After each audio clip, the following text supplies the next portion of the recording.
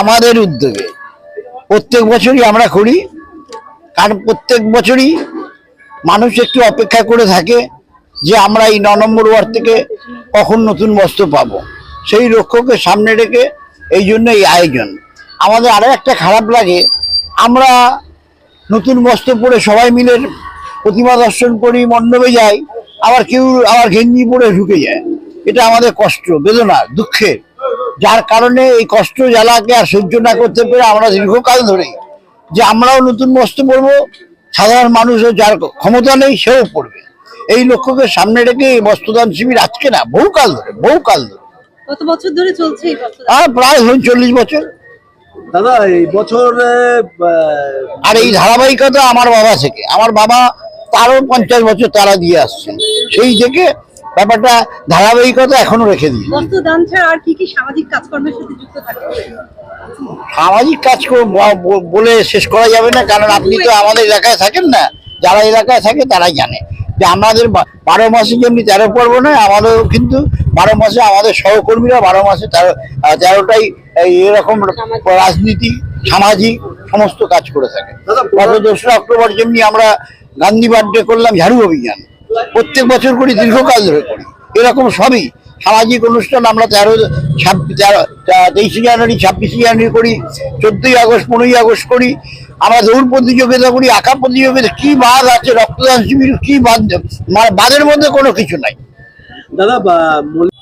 এটা কাথির একজন প্রফেসর, তিনি এই আইডিয়াটা আমাদের দিয়েছেন এবং তিনি বোঝাবার চেষ্টা করেছেন এইভাবে আমরা দেখলাম যে হ্যাঁ, একটা নতুনত্ব মানুষের কাছে পৌঁছাতে গিয়ে দেখলাম এত সুন্দর পরিকল্পনা করে তিনি বাস্তবিত করেছেন। আপাতত ভাবে 90% কাজ শেষ, আগামীকাল উদ্বোধন, তাতে প্রায় মানে একদম 100% কাজ হয়ে যাবে। আগামীকাল উদ্বোধন হবে, মানুষ দেখবে, আনন্দ পাবে। আপনাদের মিডিয়ার মাধ্যমে সবাইকে বললাম, আপনারা দলে দলে আসুন, বন্ধু বান্ধব আসুন, পরিবারের সকলে আসুন। দেখুন, এটা যেটা একটু আগে রামকৃষ্ণ পাল বললেন যে আমার শ্বশুরমশাই আমল থেকে আমার শ্বশুরমশাই এই কাজটা করে এসেছেন ধারাবাহিকভাবে, সেভাবে তার পুত্র সেভাবে রামকৃষ্ণ পালও সেভাবে করছে এবং আমিও এর সাথে যুক্ত রয়েছি। আমি যতদিন ধরে এখানে এসেছি ততদিন ধরে আমি এই প্রোগ্রামের সাথে যুক্ত রয়েছি। আর যেটা বলবো হচ্ছে, বাঙালির শ্রেষ্ঠ উৎসব হচ্ছে দুর্গা উৎসব। এই সময় ধনী দরিদ্র সবাই আনন্দে মেতে ওঠে। কিছু কিছু মানুষ আছে যারা এই আনন্দতে সামিল হতে পারে না।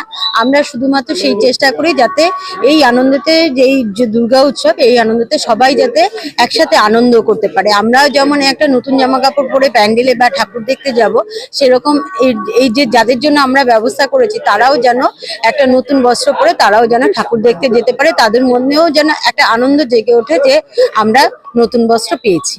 এইটাই মাথায় রেখে আমাদের এই উদ্যোগ মাধ্যমে আমি সবাইকে জানাতে চাই, আমাদের মল্লিক কলোনির দুর্গা উৎসব এবার 75 বছরে পড়েছে। আপনারা সবাই আসুন, দেখুন, উপভোগ করুন, আনন্দ করুন।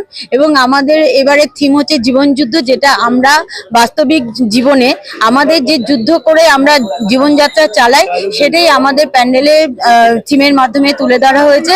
আপনারা এসে দেখুন এবং আমাদের এই যে কষ্টটা বা আমাদের যে প্রচেষ্টা, এটাকে সাফল্যমণ্ডিত করুন।